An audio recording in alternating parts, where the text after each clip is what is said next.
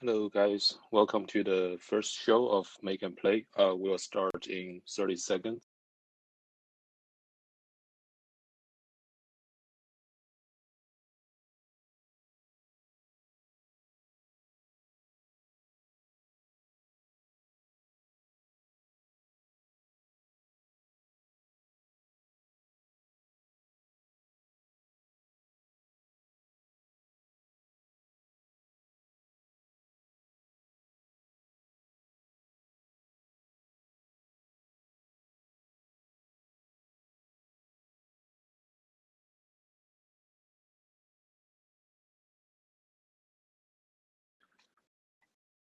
Yes, let's start the show. So, welcome, guys.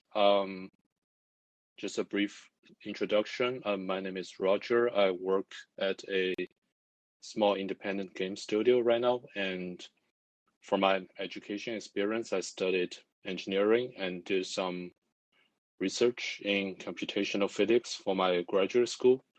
And that was, basically the underlying physics behind a lot of these physical game engines. And that also is the reason why I got really interested in games, not just playing them, but also how to make them.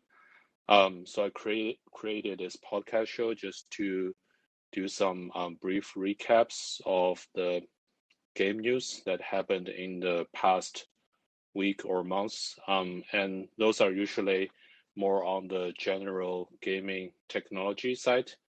I might consider doing some individual game reviews in the future, if I have enough time to, play and review those games. But right now, this show will just be mostly focusing on the technology behind both, creating the games and delivering the games to the audience. So today I have three brief gaming news to share for the past month or so. So the first one is related to Windows 11, which is going to be Microsoft's next generation PC operating system. I'm sure many of you have seen the advertisements or the announcements of this operating system. Seems like Microsoft is making a further shift from the desktop system to a more mobile-oriented system. You can probably tell that from the UI change of the system, and everything just becomes a little bit more fluent and touch-friendly.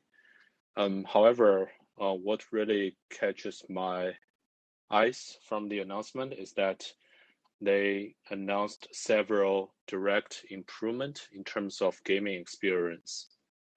So the two main technology they introduced, the first one is called Auto HDR.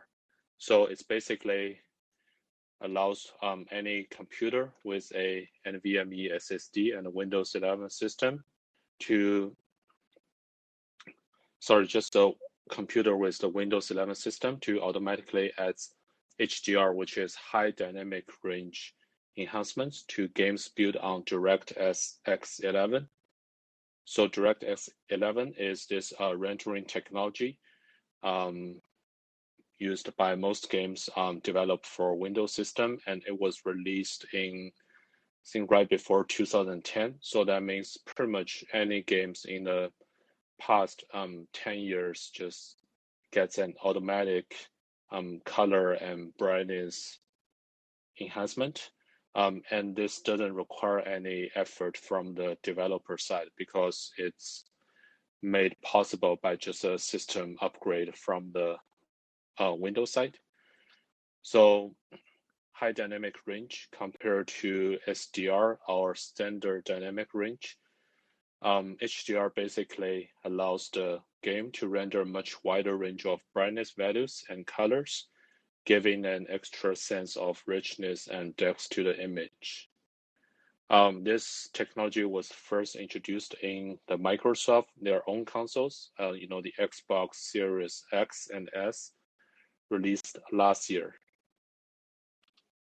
They didn't say anything about the supported devices, But just from, I think, my own personal common sense, I think you definitely should get a monitor or a TV panel that supports the HDR to fully utilize this feature because, it's only changing the output signal, video signal from a computer, but you also need a display device to actually enjoy the benefits. So this is the first visual upgrade called Auto HDR by Windows 11. And the second technology is called direct storage. It is also a technology that's ported from the Xbox consoles that are released last.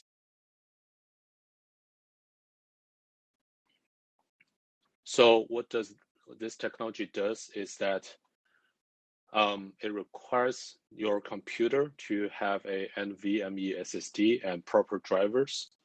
So NVMe SSD are those, small some driver sized SSDs are pretty new, I would say. Usually you need to have a laptop that's like less than, I would say, 0.5 years old to have this SSD. Or if you're building your own desktop computer, then make sure your motherboard have those, PCIe slots that support the NVMe SSD, because those are mandates for this direct storage technology. And with that hardware and the proper drivers, what it allows Windows 11 to do is that it will load the new games much faster, and also it will support much larger map or world without transition for certain games. And yeah, I think this graphic technology called Auto HDR coupled with the direct storage technology will definitely help improve the performance of games on Windows by a huge leap. So yeah, that's the first news of the Windows 11. And for this news and also other news, if you have any further questions, feel free to either DM me on this calling app or you can DM me on Twitter, and I can try to follow up in the next episode. So that's for the desktop gamers. And the next one is, at the beginning of July, Nintendo just released the news about their next generation, or more like generation 1.5 console, called the Nintendo Switch OLED model. It seems like this is a quite minor upgrade compared to the first generation Switch model that was released almost, I want to say, 4 years ago. Let's just do a quick comparison between this new OLED model and the first generation Nintendo Switch. First, the outer sides look almost the same. The screen resolution are also the same, both 720p. This time we have a slightly larger display, so now it's 7-inch instead of, I think, 6.8 inches. So, but that, I think some people wouldn't really call that an upgrade, because with the same resolution, if you get a larger screen, that means you actually get, lower density of pixels. However, the OLED should be a big upgrade because you will get much, darker colors on the screen. So that would be like a higher contrast, similar idea as the HDR. And then the other upgrades, I think the most significant one is the kickstand of the Nintendo Switch. The new model now has a adjustable kickstand that also expands almost the whole length of the console, so it can provide much stronger support and also more versatile support, because now you can keep the console pretty much popped up on the table at any angle you want. And before that, I think the older Nintendo Switch console, it only has this one tiny strip of plastic that serves as a kickstand, but Yeah, I've tried that console before. I think the kickstand is just I would say very far from just being a strong support to the console. Pretty much if you just apply any force to it, it will just pop off the console. I guess the only silver lining is it doesn't like permanently break from the console, so you can just put the kickstand back to the console. But this new kickstand is definitely a much better upgrade. And let's see. Yeah, besides that, the performance are exactly the same. So that means they use the same CPU graphic processing units or same RAM. So the guts of the console are almost the same, except for the internal speakers. I believe this new Nintendo OLED model has slightly more powerful internal speakers. So that would give you a better performance when you are using it as a handheld mode. And this news definitely just break a lot of the previous rumors we had about this upgraded Nintendo model. For example, a lot of people were speculating that it will support 4K output to external monitor TV. That didn't happen, so it's still 1080p output.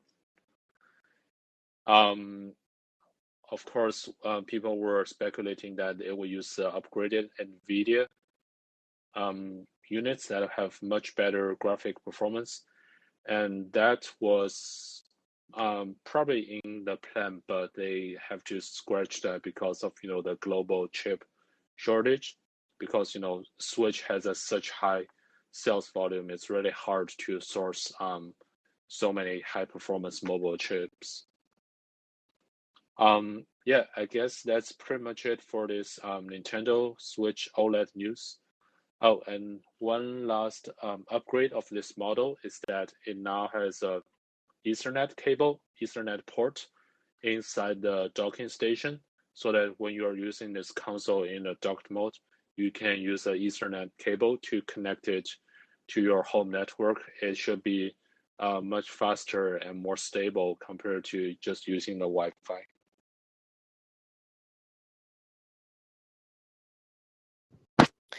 Hi, Roger. Yes, Hi. hello. I'm just curious, what is the cost of the Nintendo Switch OLED? Yeah, thank you for the question. So the Nintendo OLED model is $350 starting on October the 8th. I believe the original one is $300. So $50 basically just gives you a brighter screen and slightly more powerful speakers and the Ethernet port in the dock. And I think the only other change might be the internal storage. So now you have 64 gigabytes instead of 32. However, that's like over 4 years of change. So I think that's more like just for them to keep up with the trend because 32 gigabytes in 2021 is not even enough for storing maybe like more than one games. So I think this is just a very minor upgrade for Nintendo. They just slightly bumped up the price, and this model is basically just to replace the older model. So I think most people who own the original model will very likely not purchase this one. This is more to attract the potential new customer base.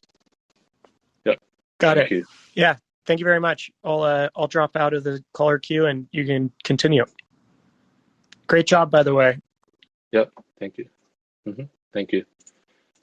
And just one last piece of news. This is also very related to the Nintendo Switch console because now we're seeing the closest direct competitor for the Nintendo Switch console. So Steam, or I guess in this case, Valve, the company, they just released their handheld console called a Steam Deck. I'm checking the date of this news. Yeah, it was released on July 15th, so just 2 days ago. And this console, we can also, since we just covered the Nintendo Switch OLED model, so we can just do some quick side-by-side comparison. So this model, it starts at $399, and the screen resolution is about the same as the Nintendo OLED. And let's see, well, obviously it has a much powerful internal processing units because Valve, in this case, they are more targeted towards desktop gamers that just want a second handheld console to complement their gaming experience. So you still want the performance of this console to be comparable, not necessarily with a desktop computer, but at least with a laptop in some case.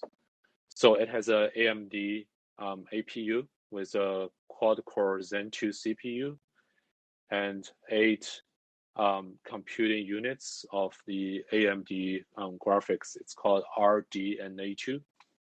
And the RAM size is 16 gigabytes. So you can see that those are more on the gaming laptop level performance.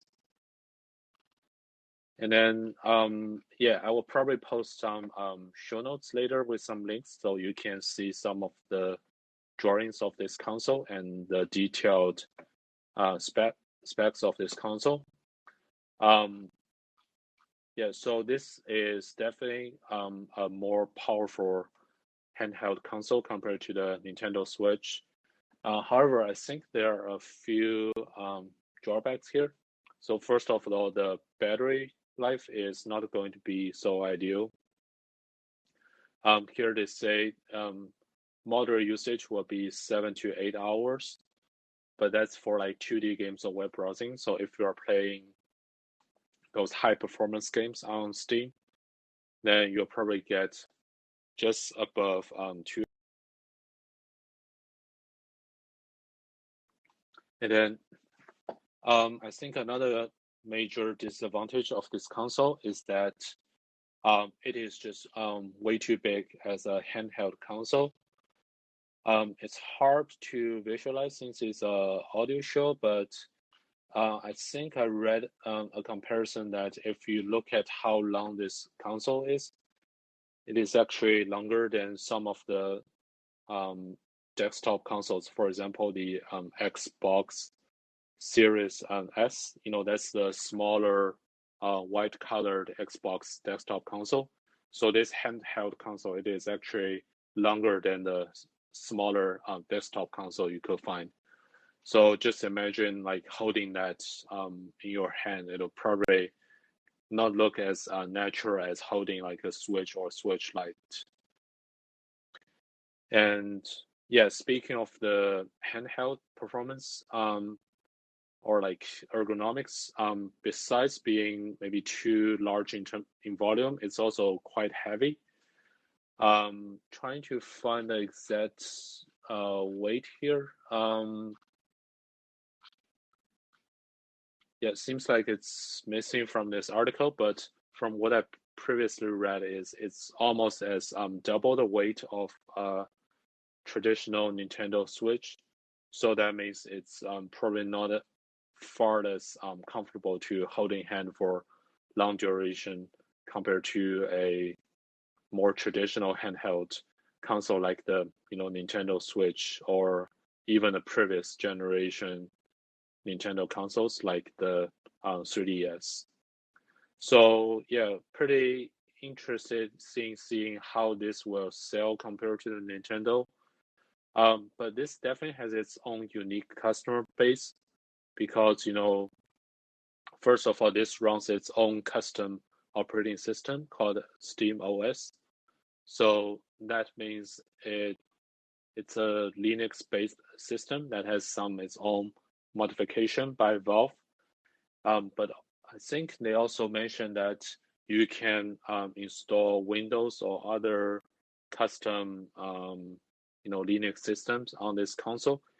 And once you have Windows on this machine, then you can basically install any games or softwares as you like. So that just gives this console much more flexibility in terms of software compared to other gaming consoles, whether handheld or desktop versions. Yeah, and similar to the Nintendo Switch, this also has a docking station. I believe they mentioned that it's just a docking station that's made by Valve, but it's not required to export the audio or video or connecting other peripherals. You can also just use a third-party USB-C dock to achieve the same functions. So as you can tell, this console is more like basically a Windows laptop that's shrunk to a handheld size and allows you to use those D-pads and joysticks to control the game rather than only using keyboard and mouse. So I believe this thing will be on sale in December later this year.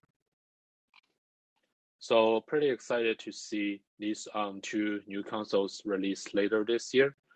And as many of you might have heard before that, all those next-gen gaming consoles like the Xbox Series S or X or the PlayStation 5, although they were released last year, the production simply just couldn't catch up to the demand because of the global chip shortage.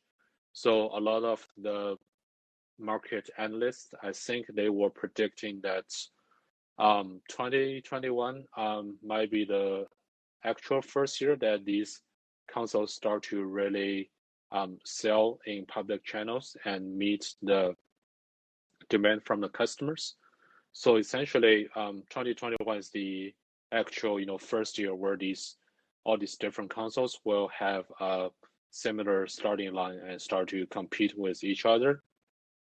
Yeah, so in following shows later this year, if I can get hands on some of these consoles or maybe borrow from my friends who might also get hold of one of them, I would definitely do some review and comparison between these different consoles, and glad to make some recommendations. Yep, so that's it for today's show. As I mentioned at the beginning of the show, if you have any questions, feel free to DM me on this calling platform, or you can find my Twitter link. I will try to post it on the show notes on my profile later. You can also DM me and chat with me on Twitter. Yeah, so the current plan for this show is probably to release 1 or 2 new episodes per week. I will try to do a weekly recap of the gaming news. And also if there are some certain breaking events that happen and I think it's very important, then I'll probably do a emergency pod that will be more like my real-time reaction rather than a well-researched show. So yeah, thank you for tuning in to the first episode, and I will see you later. Yeah, thank you.